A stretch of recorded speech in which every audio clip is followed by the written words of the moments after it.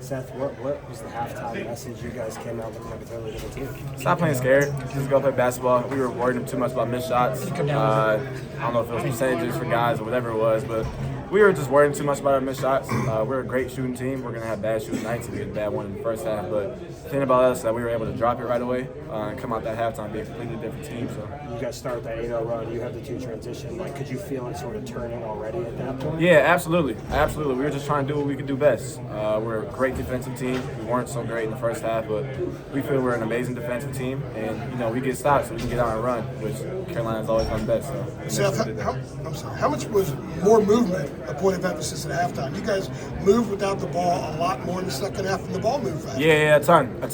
We were relying too much a little bit one-on-one in the first half, especially late in the clock. We were trying to get up into some ball screen action, but Dunga, is a credible defender, and their guards did a great job just fighting as much as they could with our bigs.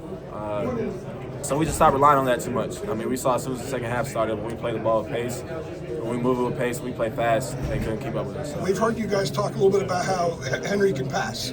We saw today what kind of passer he is. How much a weapon is that for you that he sees things so well and he can make the pass? Oh, it's incredible. It's incredible. I know what all he can do because he tries it all in practice. I get mad at him a lot.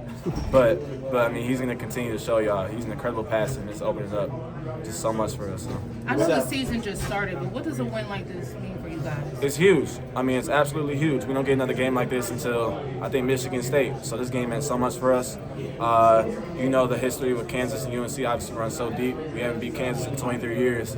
So I made sure that we knew that we hadn't beat them in 23 years. And I made sure that we knew that we protect our home court no matter who comes in here. So. Seth, you followed the quad 1 stuff. We talked to you about that last year. You were paying attention to it. Mm-hmm. And to her question, this is a quad 1 win.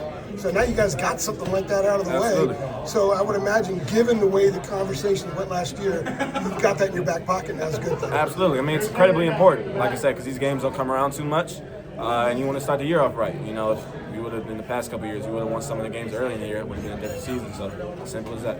How much did you guys refer to last year's loss? Not a lot of people on this team were a part of last year's trip to Nine Fieldhouse. Did you guys talk about it? We didn't refer too much to last year, but I referred a lot to 23 years not getting a win against Kansas.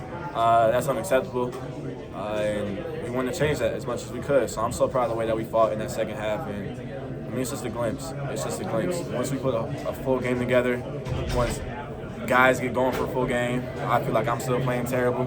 Once that changes, I think we can be very, very dangerous. So. Caleb plays with a lot of emotion. It looked like there was a point in the first half. Did you tell him to calm down?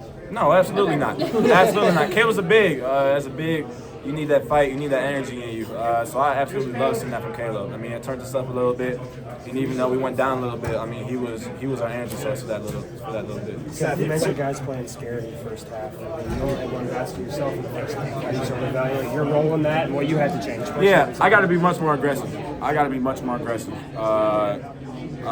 Anytime throughout the day, what up, big dog? Sorry, it's my guy right here. I got to be much more aggressive all throughout the game, continue to get downhill, and then continue to shoot the open shot. I don't know what I shot today, but in the first half. Scored for a while there in the second half. Okay, in the first half, it was just a little bit unacceptable. That's what the team needs from me. I'm such a dynamic guy, getting downhill and being a creative guy, so it's selfish of me to not play like that at all times. Seth, you played a lot of ball here. You played a lot of ball here. That second half, when you outscored Kansas 58-37, where does that compare to halves of basketball that this team has played since you've been here? Man, that was a pretty complete second half. That was a pretty complete second half. It was incredible. It was incredible. Everybody stepped up so much in that second half. Like I said earlier, I still feel like I played pretty bad, but I stepped it up a little bit. But, that was complete. We played so well on the defensive end. We rebounded well, got to the free throw line. We let up a little bit with like 3 minutes left to go, but that was our only lapse in that second half. I was going to say your first turnover came with like 3:22 left in the second half. Did you know that you hadn't committed any turnovers? I had no idea. You know when you're committing a lot of turnovers, but you're not thinking about it when you're not committing any turnovers. So the challenges of Gordon Peterson, and what were you trying to do with him?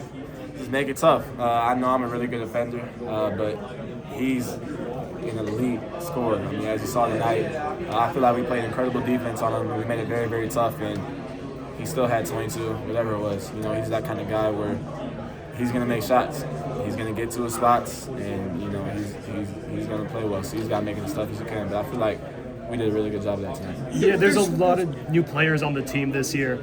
So how has that affected the chemistry on and off the court? And like, how are you keeping the Carolina vibe strong? Yeah, that chemistry, you don't even think about it now. It's 100%. It's there. You don't even think about it. Obviously, in the summertime, you want to build it up. But we did such a good job of hanging out in the summertime, building that connection off of the court. So we really had that trust with each other on the court. So You said something a second ago on the lines of chemistry about 23 years. Did you harp on the 23 years and this to those guys? And is that part of connecting them to Absolutely. this? And once you learn to play for this, it kind of takes you to a different level? Absolutely. I told them guys in the locker room. Coach told them.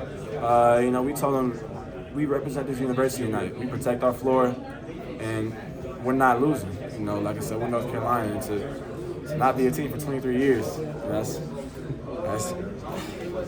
You felt it tonight. a lot of years. You felt Is that the it. halftime You felt speech? this tonight. Huh? Is that the halftime speech? That was a pregame speech. The halftime speech was just to be ourselves in the second half. Relax. It was our first big game together that actually counted. So just relax, be there for each other, and just play our game. That was a halftime speech.